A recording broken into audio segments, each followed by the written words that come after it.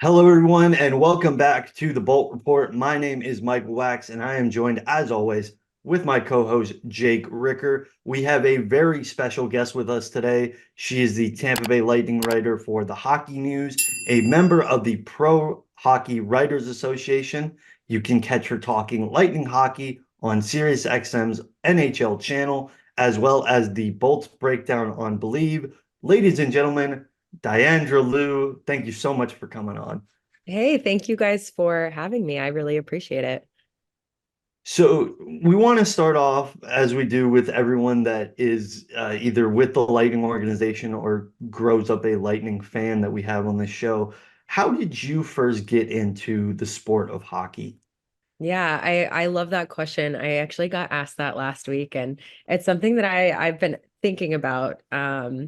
For me, I grew up in Florida. I grew up in Daytona on the opposite coast. And, growing up in Florida, typically, you know, now it's different, but growing up, like you grow up with football. That's just what you watch as a kid and you play it in your yard. And, my brother and his friends used to play it in our backyard, and I would just go out there and try to get in the mix. But for me, yeah, I mean, I grew up watching football, and then the Lightning came around. And once I went to my first Lightning game, um, I just fell in love with it. And the reason why I wanted to cover hockey was because of the Lightning. Like specifically, that was the reason why I wanted to learn the game. And getting into this industry is really tough. So for me, I was taking any opportunity that I could get. So I interned with the Bucks and covered them for a little bit, and also did whatever I could to cover the Lightning. I was asking people,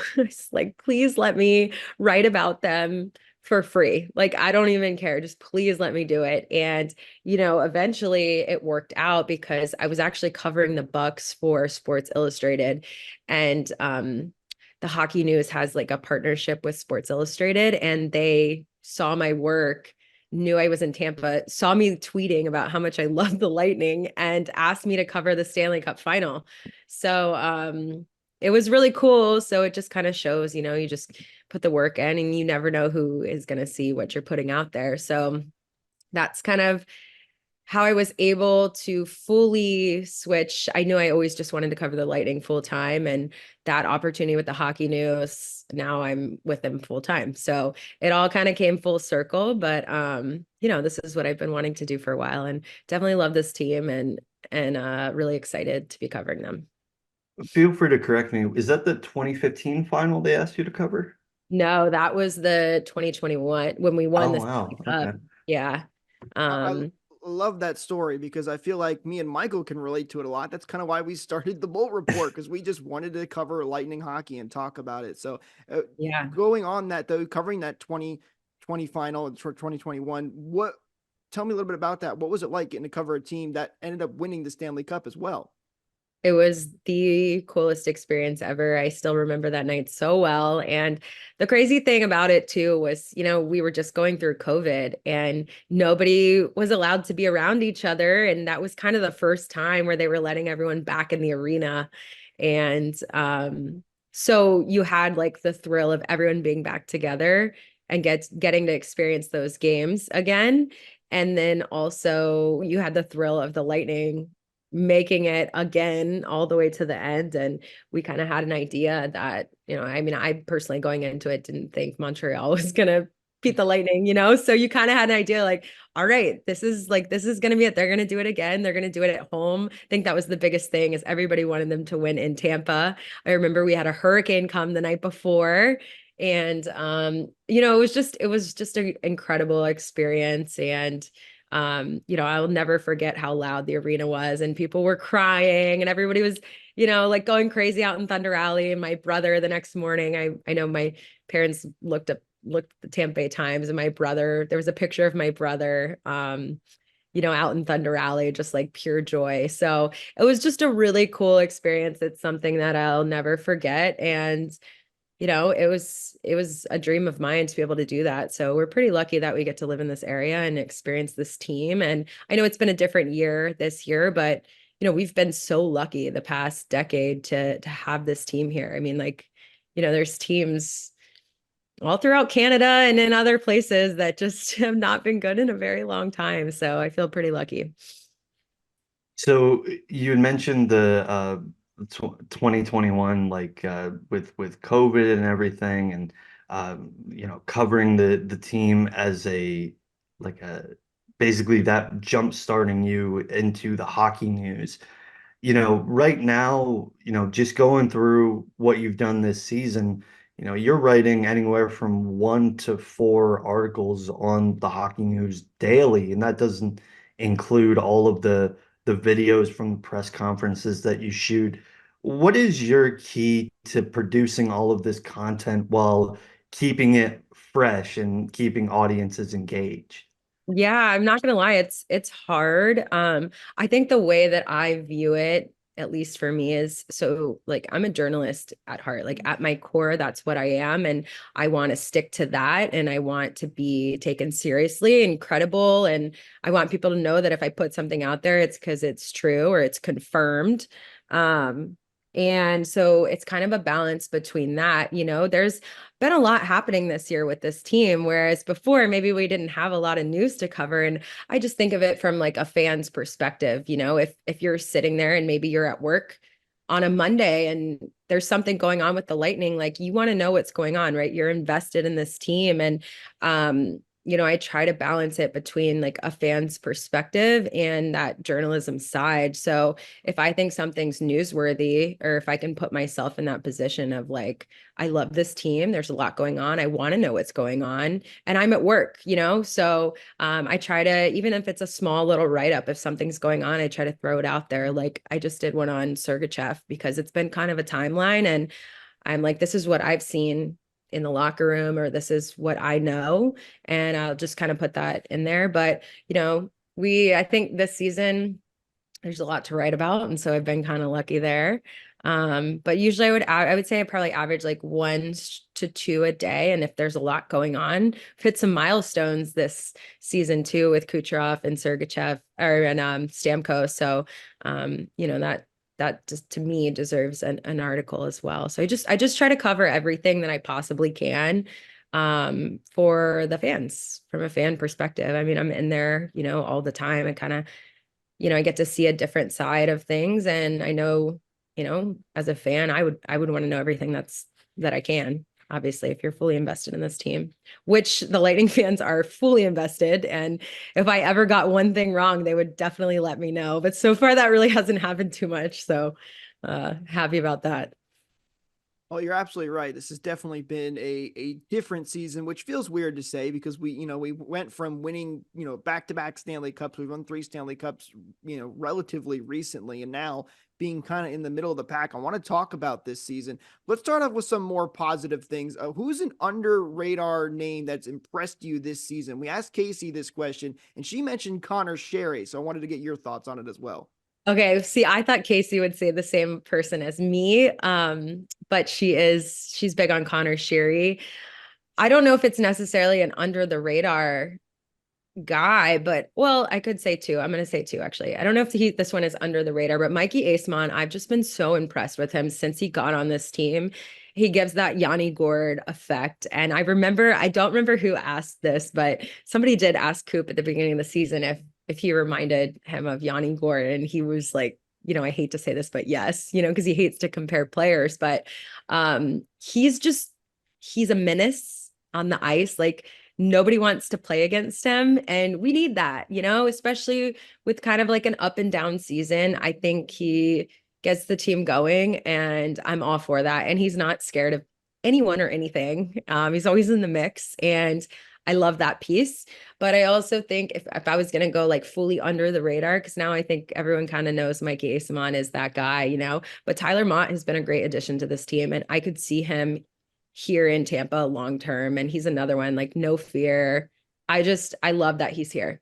I think he's great. So I'm gonna go with Tyler Mott. I know Casey, I had a feeling she'd pick Connor Sherry or Mikey, but So, with a lot of the roster changes this season, whether it's been someone like Connor Sherry, Tyler Mott on the back end, they have a lot of changes so far this year, which is something we'll get into, especially yeah. recently, unfortunately. Who's someone that is maybe, whether it's the play style or the amount of production they're putting up, been a bit of a disappointment in your eyes? Um, yeah, I mean, I don't want to say disappointment because I think these guys are like, obviously, this is a challenging season for them. That would be, and they're doing the best that they can. Like, and I think Mhm. maybe that's a misunderstanding, or sometimes through frustration, people are like, do this, but they're trying, they're trying to do everything that they can. And, obviously mistakes, you want to eliminate the mistakes, but like for the most part, these guys are really, they're trying really hard. I don't want to say disappointment. I want to be really careful with that word, but I think Mhm. I would obviously like to see Tanner Jeannot produce more, score more. His physicality is there, but they gave up a lot to get him, and that's no doing of his own. But with that comes, pressure, and he's got a new contract. And so I think obviously they'd like to see him shoot the puck more. And he's got a good shot, and he's scored a lot in the past. And sometimes I'll watch him and he's right there, and it's almost like he thinks about it too much instead of just shooting. So I think it would be incredible and really helpful if we can get a guy like that, and some of those bottom six guys scoring. So I would say Tanner Jeannot, but again, like I don't want to use the word disappointment because it has not been a disappointment at all. Totally understandable. I mean, these guys are humans too, and it's tough for Jano, as you mentioned. Like, he got traded for all those draft picks. He didn't get asked to do that. I do think he's been a little bit better this year. I think he's had his moments where he's starting to play a little bit better, and for some players, it just takes some time to get that adjustment. And we're going to need a lot of those guys to step up and make those quick adjustments, though, because the Lightning are dealing with injuries. Eric Chernak's hurt. Fleury and Sergachev have been placed on LTIR. So the Lightning have had a lot of different personnel change. And so I wanted to ask you, from talking with coaches and players in post game, what are they talking about in handling this situation specifically with the defense, which has been one of the number one issues for the Lightning? Yeah, I think yeah, so I asked Coop about the defense the other night. I don't know if you guys saw. It did not get the answer that I expected, but I stand by my question. I think it was a really good question and a very legitimate question.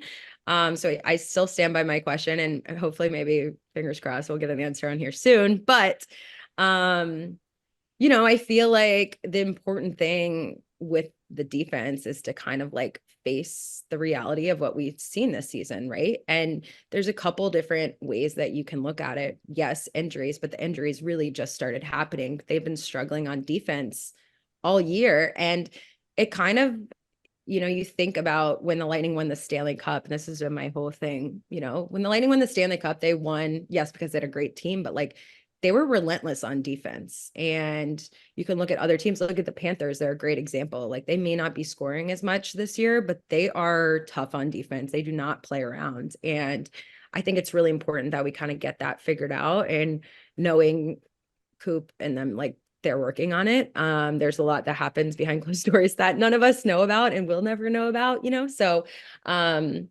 I think it's hard because it's not something that I don't think they fully talked about it too much, trying to get there right now. So it's like, I don't really have too much to give you guys on that aspect of things, but I would say they know that if the Lightning want to make the playoffs this year, that's something that they're going to have to figure out. And they did take on totally new system on defense this year. And so you can kind of see the difference. It's more of like a zone coverage rather than say a man-to-man, which the Lightning were never fully man-to-man, but like they don't mark up their guys. It's a whole area that they're watching, and you can kind of see for yourself. You can watch it and see where the holes come in. There's like a straight line right to the net. So my own personal opinion, without getting too into it, is just like that's kind of throwing off the chemistry, and maybe some guys, maybe it's not working for some guys, so I would say I'm sure it's something that they are totally working on figuring out right now, but obviously that's defense is going to have to get better if they want to make it to the playoffs.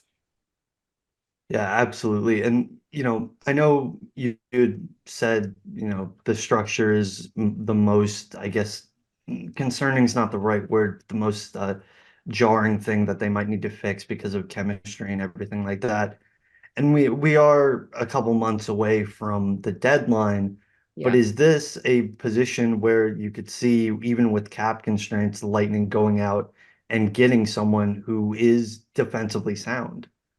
I think it's something that we should be talking about. Yeah, I think knowing kind of how the Lightning have worked in the past, I would say probably everything is on the table, right? They're not going to not do something to hurt somebody's feelings. Like we've seen them let go of guys that the fan base loved, that was a really important piece of the team. And I keep thinking about Ryan McDonough because that is the one that stands out to me the most. And, ever since he got traded, like it just hasn't been the same, right? But that just shows like it's a business decision and they have no problem making a business decision. And so, when you look at the cap right now and they don't have anything to work with. So obviously like somebody is going to have to go, and it's going to be someone who makes, a decent amount of money. And I'm sure there'll be multiple pieces to it. And that's way beyond my pay grade and like what I can process. But, there are people that is their job. And, I think everything's kind of on the table. It's hard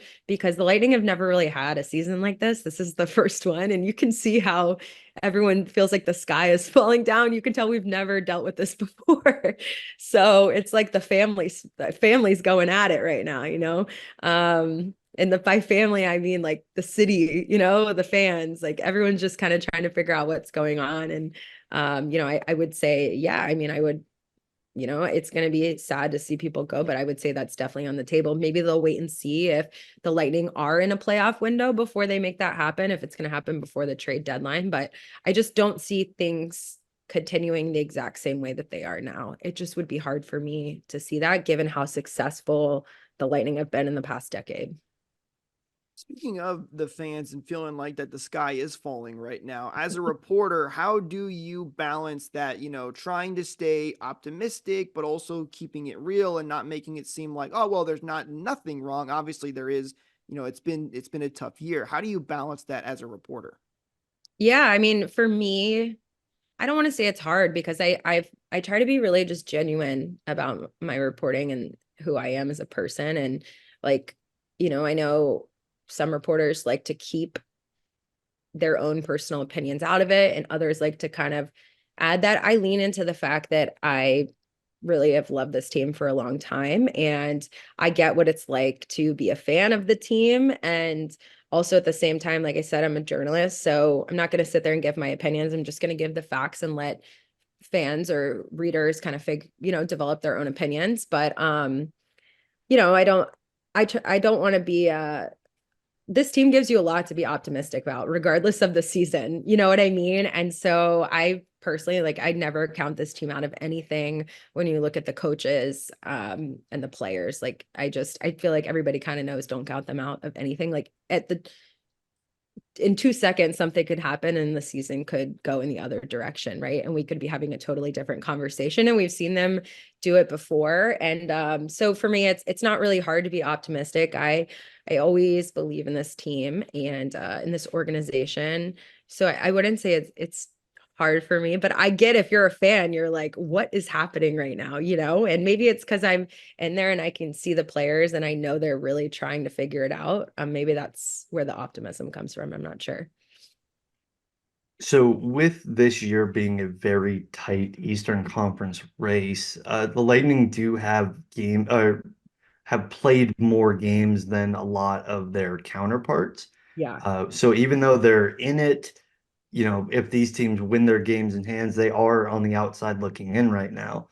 What do you think is the main thing that they have to do in order to keep pace for that wild card spot besides just doing what they need to do in winning games?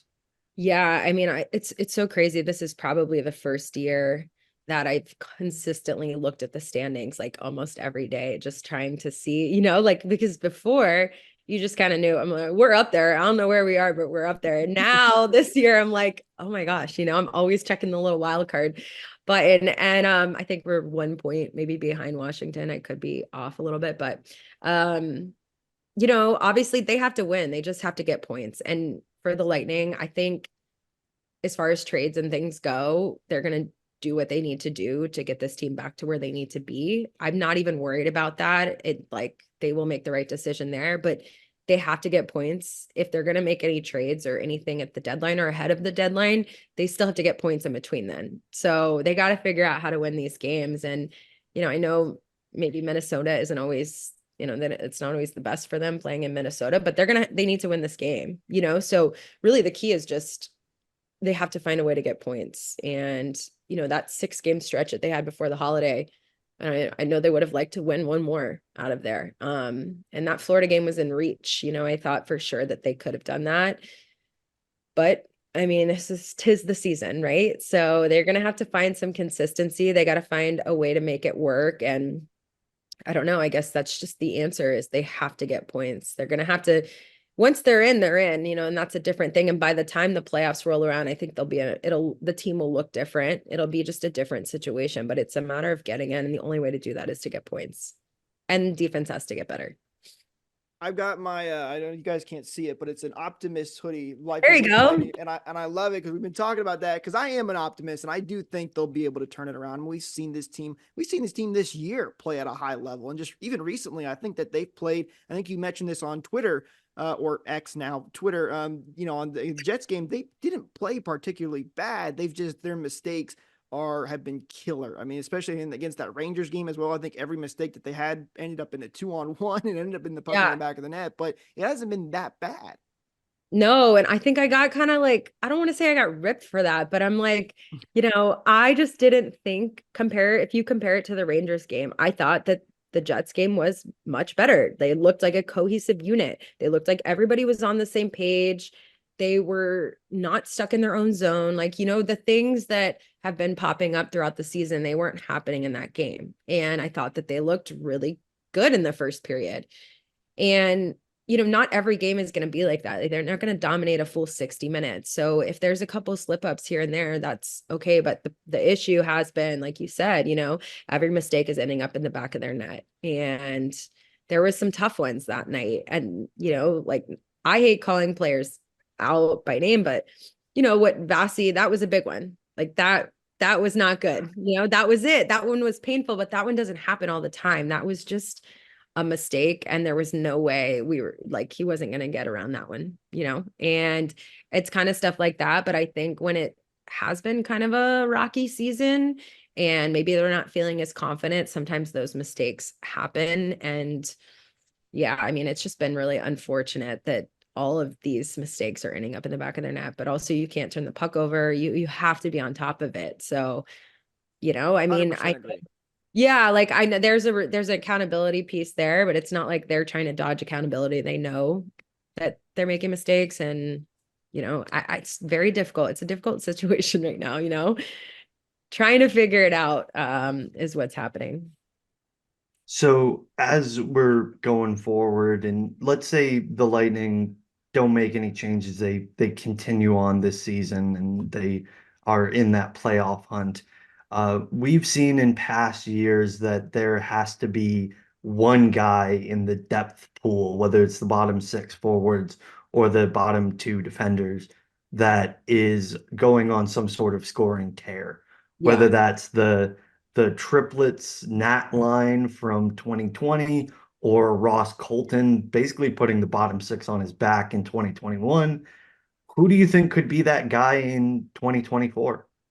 Ooh, like a bottom 6 guy. Am I gonna go back to Asamont? The thing with Asamont is he hasn't been scoring a lot, but he has been scoring. So, Mhm. I don't know if he would be that guy necessarily, but when I'm looking at the bottom 6 and I'm thinking about who's there, it would be nice to see Jeannot be that guy, and he definitely could.